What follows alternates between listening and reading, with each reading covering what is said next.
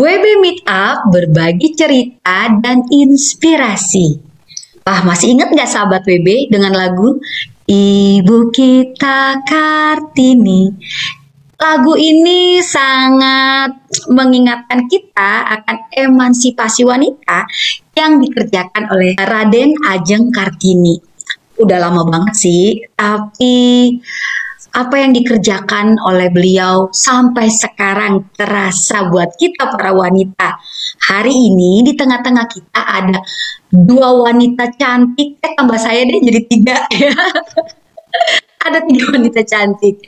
Nah, sahabat WB, ini sangat menarik karena salah satu di antara kita sedang ada di luar negeri, di benua Eropa. Ada Bu Debbie. Halo Bu Debbie. Halo. Nah, sahabat WB, Bu Debbie ini saat ini tinggal di Belanda dan beliau membuka penitipan anak yang sudah berdiri selama 15 tahun. Lama banget ya. Pastinya Bu Debbie ini bergerak di Yayasan Peduli Seni Indonesia. Dia adalah pendiri dari yayasan tersebut. Jadi udah kebayang sibuknya Bu Debbie kayak gimana, tapi hari ini mau berbagi sama kita semua. Thank you banget ya Bu Debbie. Kemudian berikutnya, tadi ada Bu Debbie. Lalu ada yang masih sangat muda. Di tengah-tengah kita juga ada Anika Prasetyowati.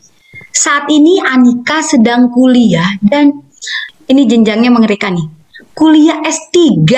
Wow, keren banget. Anika, kamu ini udah usianya berapa sih? Kok kelihatannya masih muda tapi udah S3 nih. Sedang mengikuti ya ini. Harus sebut usia berapa? Ya Kak ya.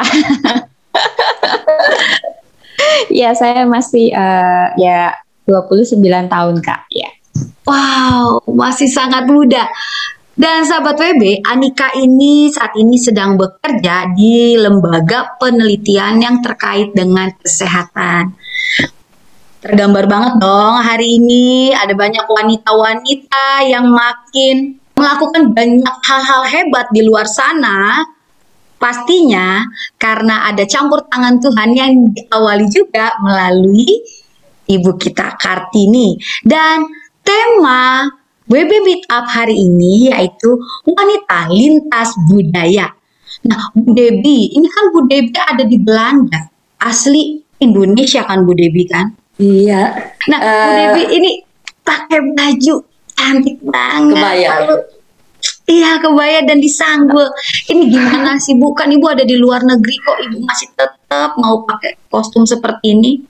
Ya, saya sebenarnya ingin menyemangati wanita-wanita muda yang ada di Indonesia. Kami yang ada di Belanda pun punya perhatian khusus sehingga kami juga bergabung dengan Perempuan Berkebaya Nasional. Dan setiap kali program itu yang dicanangkan oleh pusat, kebetulan pendirinya ada di Jogja, itu tiap hari Selasa kita berkebaya. Sehingga kami yang ada di Belanda pun berusaha setiap hari Selasa pakai kebaya. Nah, untuk 4 musim memang kadang-kadang kalau yang dingin di dalamnya ini baju yang hangat, baru kebayanya di atas. Karena hari ini cuacanya lebih bagus, saya sudah seperti di Indonesia tanpa ada sesuatu di dalam. Jadi sebenarnya kecintaan kita akan Indonesia dan kami sadar bahwa kebaya itu adalah baju nasional dan kami bangga kalau udah pakai itu rasanya langsung maknyes gitu, kayak aduh Tuhan terima kasih kami memang dilahirkan di negeri Indonesia dan kami senang sekali berkebaya. Dan sanggul ini sebenarnya rambut biasa yang ditekuk ya, jadi nggak repot gitu. Jadi kami di Belanda itu punya satu kegiatan yang melibatkan wanita-wanita Indonesia yang tinggal di Belanda dan kami sangat senang untuk berkebaya dan bersanggul. Wow, Bu, ini kan Kartini ini sangat khas dengan kebaya dan juga sanggul. Hal apa yang menjadi inspirasi buat Ibu ketika Ibu ada di Belanda ini? Ya, inspirasinya sendiri sebenarnya memang juga di mana Tuhan kasih kita kesempatan melihat kehidupan Kartini ya. Kartini waktu itu lahir di Jepara tanggal 21 April tahun 18 berapa itu ya. Nah, kebetulan keluarga saya ada di Blora, jadi kalau pulang ke Indonesia kami sempatkan ke makam beliau dan melihat bagaimana dia seorang wanita yang saat itu wanita pingit ya, dipingit, nggak boleh keluar kayak kita sekarang mau kemana-mana bebas ya. Nah, Kartini waktu itu menyadari bahwa dia ada di dalam satu lokasi yang atau dipingit itu nggak enak, tetapi hatinya, kerinduannya untuk terus belajar membuat itu satu dobrakan ya. Dan dia sangat-sangat pintar, wanita muda yang sangat pintar. Dia memakai kesempatan, dia sekolah di sekolah Belanda saat itu ya. Dan dia menulis buku yang akhirnya kita tahu bahwa buku itu dari apa, Gelap Terbitlah Terang, itu di dalam bahasa Belandanya sangat terkenal juga, Door Duisternis tot Licht. Jadi Duisternis itu gelap, Licht itu terang. Jadi bagaimana seorang Kartini itu juga seringkali Tuhan izinkan saya duduk dan melihat kehidupan beliau saat itu, karena Jepara sampai sekarang nggak berubah ya. Jadi inspirasinya dari Tuhan melalui kehidupan seorang Kartini. Kenapa saya di Belanda tetap terus berjuang, bahkan paspor saya tetap paspor Indonesia karena saya ingin terus memperkenalkan semangat Kartini itu, sehingga yayasan saya Peduli Seni Indonesia itu program tahunannya memang Kartini Dah, Hari Kartini. Dari tahun 2009 kami berjuang, setiap tahun ada acara Kartini di Belanda. Wow, gitu. Bu Debbie, Ibu adalah pendiri dari Yayasan Peduli Seni Indonesia. Ibu memang sebelumnya ini seorang apa, Bu? Ini kalau saya perkenalkan Ibu sebagai yang fokus di bidang penitipan anak, lalu juga pendiri yayasan ini. Memang sebelumnya background Ibu apa? Ya, sebenarnya saya lahir sebagai penari ya. Jadi ibu saya penari, nenek saya penari. Jadi dari kecil saya sudah menari. Jadi kemudian ketika melayani di Surabaya diberi kesempatan oleh Tuhan juga dari Badan Misi untuk juga ambil kuliah dan kuliah jurusan tari di Sekolah Tinggi Kesenian Willy Waktikta Surabaya. Jadi sebagai penari saya benar-benar punya hati untuk tetap memperkenalkan seni budaya Indonesia, khususnya melalui tarian di negara lain. Jadi sebelum saya menikah saya pun sudah ke Amerika, ke tempat-tempat negara-negara lain. Jadi waktu tinggal di Belanda adalah satu tempat di mana hubungan sejarahnya kuat sekali. Dan itu membuat kesempatan begitu besar untuk kami memperkenalkan seni budaya Indonesia. Itu yang kenapa ada Yayasan Peduli Seni Indonesia itu berdiri gitu. Dan saya mencintai anak-anak. Dulu saya seorang guru TK di Indonesia ya. Jadi guru TK di Setiabakti Kediri waktu itu. Jadi saya mencintai anak-anak itu kemanapun. Hidup saya hampir selalu dengan anak-anak. Jadi saya selain punya penitipan anak di Belanda, dan anak-anak dari semua bangsa datang ke rumah saya. Jadi itu sangat luar biasa bahwa Tuhan mengizinkan saya nggak perlu jalan-jalan ke negara-negara lain seperti dulu, tapi Tuhanlah yang kirim anak-anak ini yang latar belakang bangsa-bangsa yang berbeda untuk saya didik dari bayi baru lahir sampai 4 tahun. Bahkan ada kadang-kadang yang besar boleh juga datang ke rumah saya. Jadi intinya mendidik karakter itu dari lahir sampai 7 tahun sebenarnya ya. Dan saya mengucap syukur bahwa kecintaan saya akan anak-anak membuat saya bertahan. Bahkan saya rasa ini panggilan yang semakin diperjelas, anak-anak dan wanita gitu. Wah, menarik banget ya Bu Debbie. Nah, kemudian aku nanya nih, Anika, kamu kan tadi di awal disampaikan kamu sedang mengikuti pendidikan S3. Ya. Memangnya apa sih yang kamu mau capai? Sekolah sampai saya pikir ini kayak sebagian besar umurnya Anika habis di dunia pendidikan. Apa yang kamu mau capai sebenarnya? Iya, Kak, makasih. Jadi tuh saya tuh memang dari dulu tuh memang bercita-cita pengen sekolah setinggi mungkin. Walaupun kondisi keluarga saya tuh memang sangat nggak memungkinkan untuk sekolah ya. Karena saya dulu pengen jadi dokter cita-citanya. Kemudian saya pokoknya mau mengembangkan potensi setinggi mungkin, karena kalau di modul 2 itu kan ada satu sesi yang itu tuh menurut saya luar biasa banget, jadi menebar pengaruh menjadi berkat, dan power statementnya waktu itu saya ingat banget, mengembangkan satu potensi itu lebih berarti daripada membiarkan 10 potensi yang ada. Nah, seiring berjalannya waktu itu saya mengerti, oh Tuhan kasih karunia saya, kasih talenta saya di bidang akademis, jadi apa yang bisa saya kerjakan nih Tuhan untuk saya bisa semakin memperbesar, memperluas pengaruh saya. Ya salah satu caranya yang Tuhan tunjukkan itu sampai detik ini, ya sekolah setinggi mungkin, supaya dengan kamu bersekolah, kamu bisa memberikan pengaruh buat orang-orang di sekitarmu dan itu lebih luas. Dan talenta saya juga puji Tuhan itu dikembangkan dan itu yang Tuhan mau. Itu yang pertama Kak. Kemudian yang kedua supaya saya juga memiliki cara berpikir. Saya memaksa diri untuk gimana caranya supaya saya bisa Tuhan punya cara berpikir yang kritis, yang bagus, dan itu bisa dilatih. Salah satu caranya ya dengan sekolah itu Kak. Dua hal itu yang saya rindu untuk mencapainya. Oke. Nah, apa bedanya nih, Anika? Kalau kita kejar pendidikan sampai S1 gitu, istilahnya kan udah cukup luar biasa. Lalu S3 juga. Ya. Sedangkan kan perempuan ini maaf nih, kalau istilah zaman dulu ada 3 ur nih Bu Debi, 3 ur, gitu ya. Dapur, kasur, sumur, ujung-ujungnya ya 3 ur. Nah, buat apa gitu sampai S3 itu gimana ya Anika? Ya, poin pentingnya tadi saya ingin supaya nama Tuhan dipermuliakan, itu aja. Intinya itu, walaupun orang-orang sekitar saya ada sih memang nggak banyak, tapi ada orang-orang yang kamu tuh belum nikah, udah umur segitu belum nikah, masih sekolah aja gitu kan.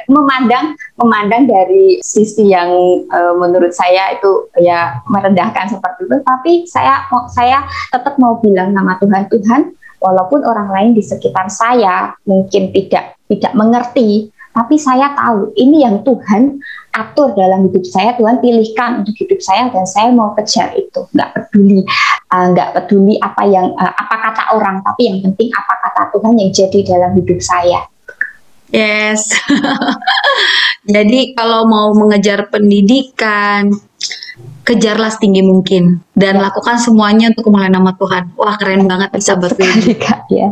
Jangan cuma puas sudah sekolah sampai jenjang tertentu, terus sudah menikah, akhirnya stop. Kalau masih ada kesempatan, lanjutkan. Tapi itu membutuhkan biaya yang gede loh Anika. Iya. Karena kan untuk S1 aja udah tinggi biayanya. S3 terus kamu memang sudah siapin uang cukup besar sehingga kamu bisa melanjutkan pendidikan setinggi itu. Ya Kak, seperti yang saya tadi sampaikan bahwa keluarga saya itu tidak memungkinkan untuk saya sekolah tinggi, itu sama sekali tidak memungkinkan gitu Kak. Kemudian saya bawa ke hadapan Tuhan gitu, dan juga itu juga berkat doa ibu saya juga gitu kan. Saya bawa, Tuhan saya pengen kuliah gitu. Kemudian ada informasi, ini ada beasiswa apply. Saya apply. Puji Tuhan diterima untuk kuliah S1. Kemudian dari S1, begitu lulus S1, sebelum lulus Tuhan saya mau lanjut. Mumpung masih fresh, mumpung saya masih mau belajar, saya mau lanjut lagi gitu. Kemudian ada info beasiswa lagi nih Kak, beasiswa. Akhirnya saya apply, kemudian puji Tuhan. Selama saya apply itu tuh saya doa Tuhan, kalau Tuhan izinkan saya untuk sekolah lanjut, ini jadi, kalau enggak ya puji Tuhan, seperti itu. Jadi saya serahkan sama Tuhan, puji Tuhan, kuliah S2 deal tanpa biaya sepeser, tanpa saya mengeluarkan biaya 1 peser pun. Kemudian juga ini kuliah S3 ini juga Kak, puji Tuhan banget, setelah perjuangan selama beberapa tahun cari-cari beasiswa segala macam dan persiapan segala macam, apply, kemudian puji Tuhan tahun lalu sudah dinyatakan bahwa saya diterima beasiswa full selama saya menjalani studi S3 kurang lebih selama 4 tahun. Dan haleluya Kak. Jadi untuk biaya ternyata Tuhan sudah atur sendiri seperti itu Kak. Oh, luar biasa ya. Iya. Jadi untuk sekolah tinggi itu Tuhan masih istilahnya, kalau kita punya kerinduan, kita bawa di hadapan Tuhan buka jalan. Dan ini juga mengingatkan saya akan Kartini ya. Jadi ibu kita Kartini ini kan semangat belajarnya tinggi, semangat membacanya tinggi. Bahkan memang situasi zaman dulu kan beda dengan zaman sekarang. Zaman sekarang pada usia sekarang Anika belum menikah is okay gitu ya. Tapi pada zaman dahulu harus buru-buru menikah. Padahal ibu kita Kartini ini semangat belajarnya sangat tinggi seperti apa yang sedang Anika lakukan. Nah, Sahabat WB, kita juga mau tahu nih, gimana sih ya perbedaan peran atau posisi wanita di Eropa Ini kan Bu Debi udah lama ada di Eropa atau ada di Belanda. Bu, peran posisi wanita dengan yang dulu nih waktu Ibu di Indonesia dan sekarang ada di Belanda, ini ada beda nggak sih Bu? Seperti apa Bu? Ya, memang menarik sekali dari kacamata orang yang tinggal di Eropa atau di Belanda. Kami terus mendoakan ya generasi di Indonesia menyadari bahwa pembentukan karakter itu dan juga mental dan kerinduan untuk belajar. Kenapa saya juga melihat bahwa di Belanda tentu saja lebih modern ya. Kami anak-anak mandiri sekali dalam proses pembelajaran, dan di Indonesia ada hal-hal yang mulai hilang yang saya nangkap. Misalnya dengan mulai hilangnya bagaimana pendidikan Pancasila sudah nggak ada lagi, itu perlu kita doakan dan pikirkan. Dan saya sangat setuju kalau wanita bijak di seluruh dunia mulai mendampingi program-program pendidikan, sehingga saya saat ini juga di Blora mulai bekerja sama dengan Pak Kades sebenarnya untuk ada pola pelatihan mengenal pendidikan karakter sejak dini. Jadi saya tinggal di Belanda, puji Tuhan karena ada media seperti ini, jadi kita bisa bergerak dengan lebih leluasa. Dan saya menangkap bahwa sudah waktunya wanita-wanita Indonesia mendampingi proses bagaimana terjadinya satu pola pendidikan karakter dari dini, karena ini sangat sedikit memprihatinkan ya kalau kita lihat bagaimana anak-anak remaja. Kebetulan saya selain wanita bijak Eropa, saya boleh belajar di LK3 sebagai pembelajar konseling. Saya menangkap begitu hal yang memprihatinkan dengan anak-anak muda di Indonesia, dan kita harus ambil bagian. Selain doa, juga kita bergerak seperti Anika, luar biasa. Tuhan itu dahsyat. Saya masih ingat ketika saya pengen kuliah pun saya nunggu waktu dan berdoa. Saya memang hanya sampai S1, tetapi sekarang saya juga masih terus belajar sertifikasi anak dan remaja, karena itu hati saya di anak-anak dan remaja. Dan kalau Tuhan izinkan ya siapa tahu ya, karena sekarang program online, jadi sudah ada bisa ambil S2-nya lewat online gitu. Jadi ini saya sedang doakan dan saya sedang kumuli dengan para mentor, dan saya bersyukur karena wanita bijak Eropa hari-hari ini dipakai Tuhan dengan luar biasa dengan pola pemuritan modul 2. Dan saya sebenarnya ikut modul 1 di tahun 2016. Jadi kemudian saya bertobat ulang di 2017 setelah dari Israel, dan saya melihat pandemi ini malah menjadi berkat buat kami. Kami bisa melihat karya Tuhan. Kami memang mau ya. Jadi wanita bijak Eropa persis hadir menjawab kebutuhan wanita-wanita, khususnya hati saya yang rindu kembali melayani Tuhan.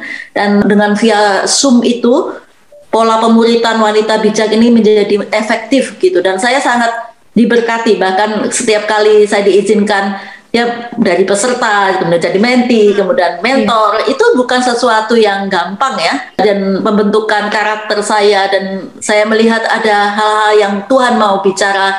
Bagaimana saya punya duri-duri dalam daging yang baru tahu setelah ini ya, masuk proses pemuritan gitu. Menjadi murid Tuhan, guru kita adalah Tuhan Yesus. Jadi saya juga sangat bersyukur saya tinggal di Belanda, tetapi saya sangat memperhatikan perkembangan Indonesia dari baik secara doa, dan saya bergaul erat dengan para pemimpin di Indonesia untuk juga ambil bagian gitu. Jadi salah satunya saya juga diizinkan mendukung pesat. Jadi anak-anak TK, karena saya dulu guru TK, 10 anak TK saya dengan suami mensponsori, dan itu bagian cara Tuhan untuk kita juga benar-benar punya hati kepada generasi muda kita di Indonesia. Benar. Gitu.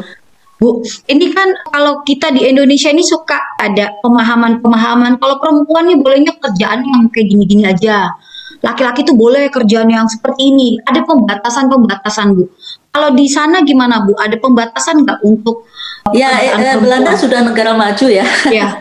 Wanita-wanitanya itu sangat emansipasi banget. Jadi saya lihat ini sesuatu yang fenomenal, karena wanita-wanita yang tinggal di Eropa itu bahkan melebihi rata-rata para pria kadang-kadang ya. Kemudian pria-pria di Eropa juga, Belanda khususnya, sangat mengizinkan istri-istrinya seperti saya boleh apa saja. Dulu saya seperti wow, ternyata benar juga ya. Saya memang minta Tuhan untuk suami yang orang asing. Lucu sekali, karena Tuhan itu juga melihat saya. Dia menciptakan saya dari kandungan, jadi dia tahu persis, Tuhan tahu persis mana yang cocok dengan saya. Dan di Eropa, suami saya mengizinkan saya bergerak, mempunyai inisiatif, kemudian juga kadang-kadang berdiskusi. Suami saya seorang insinyur informatika, jadi kadang-kadang nggak nyambung karena saya dunia seni, dia dunia yang lain ya. Tetapi keunikannya karena kami menikah di dalam Tuhan, jadi Tuhan terlibat dalam banyak hal. Sehingga saya menyadari bahwa wanita di Eropa, wanita yang tinggal di luar Indonesia memiliki kesempatan lebih luas. Dan itu yang saya berdoa juga supaya di Indonesia mulai terjadi emansipasi itu bisa setara gitu. Tetapi juga tetap kita sadar bahwa Tuhan menciptakan wanita sebagai penolong pria ya. Jangan sampai nanti kebalik-balik gitu. Ya. Nah, Bu, kalau dulu Ibu kan waktu tinggal di desa apa Bu? Bora ya? Iya, sebenarnya saya lebih banyak di Surabaya dan banyak menolong para pengungsi Madura saat itu ya. Jadi bisa bayangkan saya dulu kurus kecil gitu, naik sepeda motor dari Surabaya ke Madura, kirim semua bantuan dari semua negara-negara. Jadi saya lebih banyak di Surabaya dan Madura hidup saya daripada di Blora sendiri. Blora itu tinggalnya bapak ibu saya, dan Blora sangat dekat dengan Jepara di mana Ibu Kartini ada ya. Ya. Nah, Bu, dulu ketika Ibu di sana tuh, Ibu biasanya mengenal perempuan itu seperti apa sih Bu di mata masyarakat dalam budaya Jawa atau budaya orang-orang sekitar Bu? Sejujurnya kenapa saya mau cerita, waktu orang tua saya bilang nggak bisa lagi menguliahkan saya, jadi saya anak perempuan pertama dan adik saya 3. Orang tua saya lebih fokus kepada adik-adik saya. Saya punya kehancuran hati, itu luka batin ya waktu itu ya, saya nggak tahu itu namanya luka batin. Waktu itu hanya umur 9 tahun saya dengar, waduh saya nggak bisa sekolah tinggi. Saya kayak Andika sebenarnya, pengen sekolah tinggi banget gitu. Tapi orang tua sudah kasih kode gitu, saya memutuskan saya harus keluar dari desa. Saya tinggal di desa kecil tuh di Blora ya, Bangking itu, aduh nggak kesebut deh. Saya berinisiatif kembali ke kota kelahiran saya dengan nenek saya, dan mulailah di sana bertemu para misionaris dari Amerika sebenarnya. Dan saya melihat mereka dokter-dokter di rumah sakit baptis. Saya seorang guru tari waktu itu, saya melihat wow, saya nggak mau deh nikah cepet-cepet gitu kan. Saya pengen kuliah gitu. Tapi kesempatan itu baru datang setelah saya melayani memang. Dan sebenarnya saya sudah daftar di STII Surabaya, pengen waktu itu ya untuk melanjutkan untuk S2-nya, tetapi kehendak Tuhan juga saya menikah. Itu keputusan saya menikah memang. Jadi akhirnya saya umur 31 menikah dan langsung tinggal di Belanda gitu.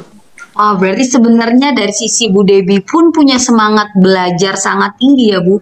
Cuman ya saya kudu keluar dulu dan punya hati ya, apalagi setelah tahu bahwa di media sekarang secara online bisa ambil S2 berbahasa Indonesia. Jadi saya nggak perlu bahasa Belanda, nggak perlu bahasa Inggris sebenarnya. Memang agak menarik untuk ke era globalisasi ini, bagaimana Tuhan mengizinkan ini juga terjadi dan kita ambil ya sebagai satu kesempatan. Dan hati saya kadang-kadang di diskusi sama suami, dia sih langsung ambil master dan sebagainya, tapi saya seperti sempat ada frustasi waktu itu ya, waktu datang, waduh, tapi udah ada anak 3 kan, jadinya semuanya harus dikerjakan di sini sendiri, maksud saya di Belanda. Jangan harap ada pembantu ya. Jadi saya bisa sopir, jadi jabatan saya banyak, jadi dari ibu rumah tangga, tapi saya bahagia karena itu cara Tuhan membentuk ke kami. Kemudian kerinduan kuliah ada, makanya saya sedang mendoakan sebenarnya, siapa tahu setelah sertifikasi, karena ini kan hanya sertifikat, nggak ada ujian, nggak bikin skripsi apa-apa gitu kan, siapa tahu nanti semakin ada kerinduan yang dalam dan ambil yang S2 online. Doakan aja deh, saya masih rindu. Saya kalau dengar Andika, saya nggak harus S3 tapi S2 itu menarik untuk saya ambil gitu, untuk memperlengkapi, bukan untuk karena di Belanda juga nggak pernah pakai ini ya, gelar itu nggak pernah disebut gitu, jadi itu nggak penting juga. Tapi saya rindu belajar, maka buku-buku saya banyak memang masih dalam bahasa Indonesia dan juga bahasa Belanda, karena tahun lalu saya ambil juga Royal Mission berbahasa Belanda, jadi 1 tahun, lumayan ya. Wah, ini sahabat WB nih pasti makin semangat untuk terus belajar dan belajar ya. Iya. Apalagi tadi kata Bu Debbie, media online, kita bisa mengikuti kuliah dari jarak jauh, bisa melalui Zoom dan banyak cara. Jadi kejar ya pendidikan kita setinggi mungkin. Nah, menarik Bu Debbie, dengan istilah yang saya pernah dengar, kalau di Jawa itu disebut wanita konco apa toh? Kalau di Belanda itu disebutnya wanita itu sebenarnya apa sih Bu? Kalau Jawa itu orang bilang konco wingking ya. Oh, wingking. Ya, Garwo itu wingking. garwo ya sisian nyowo tapi konco wingking. Jadi taruhnya di belakang gitu ya. Jadi kalau kenapa akhirnya saya memang bersyukur menikah sama orang asing karena kami tahu bahwa saya sedikit dominan memang. Dia juga maksud saya. Tapi wanita di sini disetarakan dan emansipasi di Belanda itu memang sangat-sangat sudah diakui banget gitu. Jadi kalau orang Jawa itu konco wingking, setinggi apapun nanti kalau menikah kamu harus ikut suami. Ini kadang-kadang agak sedikit menjadi pemikiran para wanita yang di Indonesia, harus berani bicara, apalagi di zaman sekarang. Kalau mau menikah kan sudah ada tuh tes-tes psikologi kan, mengenal apakah ini cocok apa nggak cocok. Jadi coba aja dengan yang modern ini sambil bertanya kepada Tuhan, karena menikah adalah panggilan juga ya. Menikah adalah sebuah panggilan. Setelah kita ambil keputusan ikut Tuhan, pernikahan itu menjadi panggilan kita dan itu menjadi perjalanan seumur hidup. Ini yang menarik karena di Belanda 70% banyak perceraian. Jadi itu kenapa wanita bijak Eropa terus berjuang bersama supaya wanita-wanita bertahan di dalam pernikahannya, di dalam Tuhan untuk menjadi berkat gitu.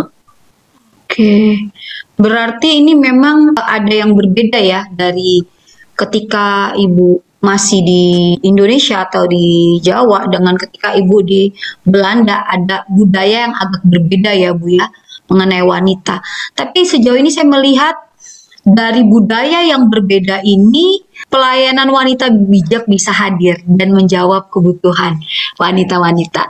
Nah, di akhir saya mau tanya nih ya, buat Anika, apa sih makna Kartini buat Anika? Kalau Kartini itu buat saya sosok yang berani menerobos ya, berani mendobrak di kala kondisi itu tidak memungkinkan, tetapi dia dengan cara berpikir dia yang berbeda dari teman-teman kebanyakan di kala itu, dia berani. Jadi sosok yang penerobos, kemudian dia juga yang kedua, dia sosok yang tidak hanya memikirkan dirinya sendiri. Jadi kan kalau saya baca di sejarahnya itu kan termasuk kaum bangsawan, tetapi dia tidak hanya ingin supaya pendidikan itu hanya untuk dirinya sendiri, tapi dia juga mengajak orang-orang di sekitarnya, wanita-wanita di sekitarnya buat ayo kita juga sama-sama bareng-bareng kejar pendidikan, belajar karena kita sebagai wanita, kalau kita nggak belajar nanti kita akan terlindas oleh zaman, Kak Maya. Ini zaman yang berbeda. Kalau kita nggak memiliki semangat belajar dari yang pernah dicontohkan oleh Ibu Kartini, itu benar-benar akan jadi wanita yang hanya terlindas zaman, hanya ikut-ikutan orang tanpa kita tahu prinsip dasar sebagai kita wanita di dalam Tuhan itu seperti apa. Tuh, jadi itu luar biasanya Ibu Kartini, seperti itu buat saya. Wow, oke. Kita juga pengen tahu nih, makna Kartini buat Bu Debbie itu kayak gimana sih Bu? Makna Kartini buat hidup saya secara pribadi, bahwa dia menginspirasi saya untuk terus juga berjuang, untuk terus juga belajar, bahwa pembelajaran itu tidak dibatasi oleh ruang. Yes. Dan bisa menangkap jauh ke depan, dan dia punya visi yang jelas supaya menjadi dampak bagi setiap orang yang di luar sana ya. Dan itu menginspirasi saya sekali, sehingga saya juga termotivasi untuk dengan usia yang hampir setengah abad ini, saya terus berjuang untuk memaksimalkan potensi yang ada pada saya, yang Tuhan kasih, kapasitas yang diberikan, untuk juga terus ingat bahwa Kartini itu ada untuk menjadi satu inspirasi bagi semua orang, semua wanita. Selain itu saya punya ayat yang sangat kuat di hati saya di Amsal 4 ayat 23, jagalah hatimu dengan segala kewaspadaan karena dari situlah terpancar kehidupan. Saya yakin bahwa Kartini walaupun saat itu dia hanya berusia pendek, dia menjaga hatinya, hati yang sungguh-sungguh untuk mau belajar, untuk membawa dampak yang luar biasa bagi generasi yang akan datang. Itu sebabnya kenapa saya juga rindu bahwa hari-hari ini kehidupan saya bisa membawa inspirasi bagi orang lain, wanita-wanita muda yang lain, untuk terus juga memiliki mimpi. Bermimpilah dalam keadaan terbuka, jangan waktu tidur, tapi ketika sadar bermimpilah. Itu mimpi, karena mimpi itulah saya ada sebenarnya di Belanda. Mimpi di dalam Tuhan ya, gitu. Wah, sangat menarik ya sahabat WB. Dan dari obrolan hari ini saya sangat terinspirasi betapa ada orang yang pernah melakukan perjuangan yang luar biasa untuk kita para wanita, so jangan sia-siakan. Nah, dari obrolan kita hari ini ada beberapa hal yang saya bisa dapat atau saya petik. Pastinya sahabat WB juga mendapatkan banyak hal nih. Nah, kita mau belajar untuk yuk jadikan hidup kita menjadi inspirasi buat orang-orang di sekitar kita. Atau yuk berdampaklah buat mereka. Tujuannya tetap untuk kemuliaan nama Tuhan. Kemudian terus belajar, jangan berhenti. Sekalipun umur kita sudah terus bertambah atau mungkin ada keterbatasan secara finansial, percaya ketika kita punya semangat, pasti ada jalan yang Tuhan bukakan. Wah, ini luar biasa banget ya Bu Debbie dan juga Anik. Dari berapa nih? Dari 2 generasi kali ya, generasi Bu Debbie dan generasi Anika membagikan tentang perempuan pada masa kini. Sahabat WB, sebelum kita akhiri tayangan WB Meetup hari ini, Esther tidak pernah berhenti untuk mengingatkan kita makan buah. Bu Debbie sama Anika suka makan buah nggak? Itu selalu ya di pagi hari. Ya, Kak, ini suka. kata Ya. juga kata orang-orang tua kita di Jawa, buah itu sangat sehat untuk kita, untuk kecantikan kulit. Jadi makan buah, bahkan sekarang dari ilmu kesehatan, makanlah sebelum ada makanan lain. Jadi ketika perut masih kosong, makan buah. Jadi saya sengaja mengosongkan perut supaya buahnya terserap di tubuh. Wow. Gitu. Oh iya, sahabat WB, kita sambil makan buah ya, Anika sama Bu Debbie ya, boleh ya, aku bawa jeruk nih. Ya, makasih banyak. Selamat makan buah. Sahabat WB, sambil kita makan buah sama-sama, sahabat WB perlu tahu ya, ketika kami melakukan tayangan ini, kami berada dalam waktu yang berbeda. Jadi ada selisih 6 jam ya Bu, antara 5 Indonesia jam, dengan... sekarang sudah masuk summer. Jadi sekarang jam 10 kurang 1/4 pagi hari. Jadi ada perbedaan waktu yang cukup panjang, tapi itu tidak membuat kita jadi terbatas, justru membuat kita semangat banget nih, sekalipun perbedaan waktu antara Indonesia dengan Belanda lumayan jauh berjam-jam. Tapi dalam tayangan hari ini kita semangat banget loh sahabat WB. Yuk sambil makan yuk.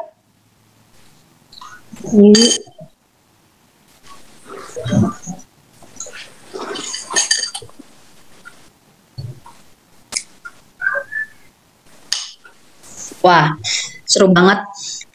Bu Debbie, kalau saya dulu ingatnya makan berat dulu, baru makan buah. Ternyata harusnya makan buah dulu ya Bu, baru makan. Dalam perut kosong makanlah buah dulu, itu menolong sekali. Dan silakan kalau ini yang bicarakan di Google, Mbah Google itu kasih informasi banyak-banyak ya. Benar. Dulu saya juga gitu, makan banyak dulu baru buah, ternyata makan buah dulu. Iya. Soalnya kalau buah itu soalnya kalau buah itu vitamin kan ya. Vitamin itu lebih gampang diserap daripada kalau karbo, lemak kayak gitu. Makanya benar kata. Nah, ini yang menarik karena pola makan orang Belanda. Itu memang dari dulu makanannya sehat ya. Jadi makan buah dulu. Di pagi hari itu hanya makan sambil roti. Jadi makan berat itu hanya malam. Tetangga saya umur 85, ibu-ibu, wanita-wanita, tapi sehat luar biasa. Jadi kadang-kadang saya, wow, mungkin agak terlambat, tapi tidak ada kata terlambat untuk membuat sesuatu pembaharuan dalam pola makan dan pola hidup. Apalagi kita mau jadi wanita yang menginspirasi, pastinya kita juga harus punya pemikiran yang baru dan juga smart dalam kehidupan. Makan buah dulu, baru makanan yang berat. Betul ya Bu Debbie ya dan Anika ya. Ya. Oke deh, sahabat WB, thank you banget. Tetap setia menanti tayangan WB Meet Up. Dan sebelum kita mau tutup, kita yel-yel dulu, boleh ya? Yel-yel wanita bijak. Oke. Wanita bijak. Wow. Apakah kita luar biasa? Yes. Girls Talk. Wow. Karena cewek. Ini dimengerti. Sahabat WB, yuk berbagi inspirasi buat banyak orang. Karena itu YouTube Wanita Bijak Indonesia memberikan inspirasi buat kita semua. Kita share ke teman-teman kita juga kasih like, boleh juga kasih komentar supaya kita dapat banyak masukan untuk tayangan-tayangan berikutnya. Ingat, setiap Sabtu kedua tiap bulannya ada tayangan perdana Wanita Bijak Indonesia. Sampai jumpa bulan depan. Tuhan memberkati. Thank you Bu Debbie, thank you Anita. Semuanya.